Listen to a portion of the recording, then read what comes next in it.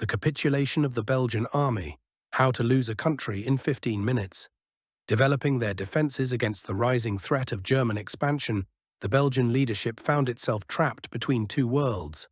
On one hand, Brussels hoped to remain neutral. On the other, it quietly sought the protection of Great Britain and France.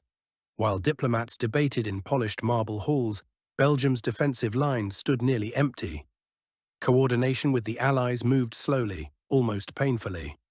A joint plan existed, the Dial Plan, but it remained more theory than reality.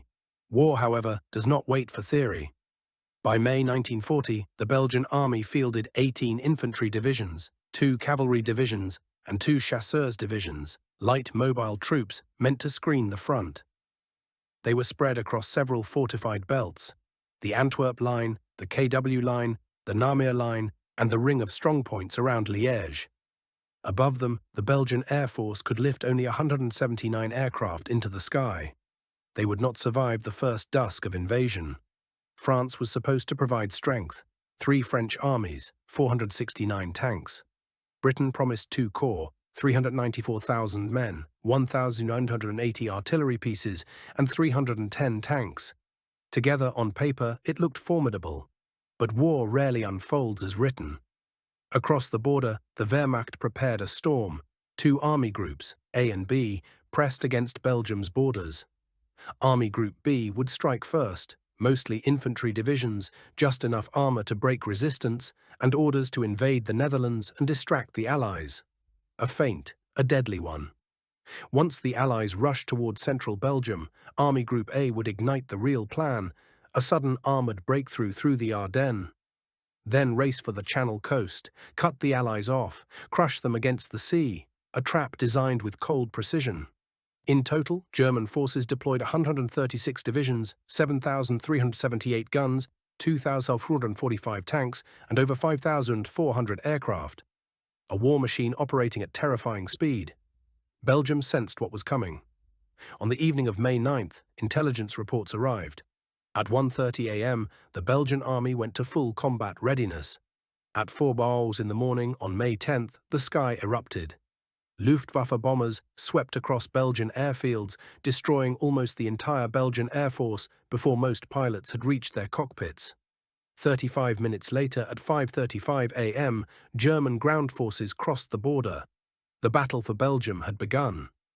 At 6:45 a.m., the French and British Expeditionary Force received orders to move, but they were already late. On the first day, the German Sixth Army seized the southern bridges over the Albert Canal. Airborne troops, silent gliders, landed on top of Fort Eben-Emael, one of the most powerful fortresses in Europe, and neutralized it in just 15 minutes. A blow so shocking that it echoed through every Allied headquarters. German armoured divisions swept around Liège and clashed with French mechanized units near Namur. The French were pushed back. The Dial Line, the great Allied defensive plan, was beginning to crumble before it had even solidified. Meanwhile, the Dutch army surrendered on May 14th. The German 18th Army was immediately released to reinforce the northern flank in Belgium. 2 more panzer divisions rolled south to exploit the breach. Further south, the 4th Army smashed through Belgian cavalry and light infantry. By dawn on May 13th, they reached the Meuse River near Namur. Belgian units collapsed under the pressure, retreating faster than headquarters could track. The 12th Army and the Panzer Group advanced like a steel tide. Day 1, Luxembourg falls. Day 2, French cavalry counterattacks fail. Day 3, the Germans cross into France and capture the city of Sedan. Here, the fate of Belgium was sealed far from its own borders. On May 15th, the French 9th Army, stretching from Namur to Sedan, was destroyed.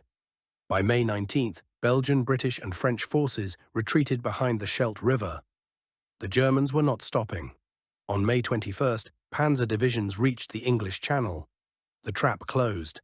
The northern Allied armies were cut off completely. On May 25th, the Germans forced the Scheldt. French units retreated to protect their own territory. Belgium stood alone. On May 27th, the remnants of the Belgian army were pushed against the sea, a narrow 50-kilometre strip of coastline. King Leopold III, who refused to abandon his soldiers, sent an envoy to the Germans at 17 Gauze. 6 hours later, he signed the Act of Surrender. It took effect at 4:00 a.m. on May 28, 1940. The governments of Britain and France condemned Belgium, calling the surrender a betrayal. But they knew the truth. The Belgian army had been asked to fight a modern armoured hurricane with forces designed for a different war. Belgium lost 6,000 killed, 16,000 wounded, and 202,000 taken prisoner. German losses remain uncertain. From May 27th to June 4th, the cut-off Allied armies launched the Dunkirk evacuation.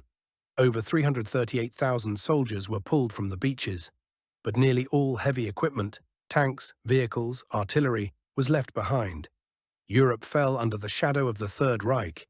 It would take 5 long years before a Soviet soldier and his Western allies returned to free the continent.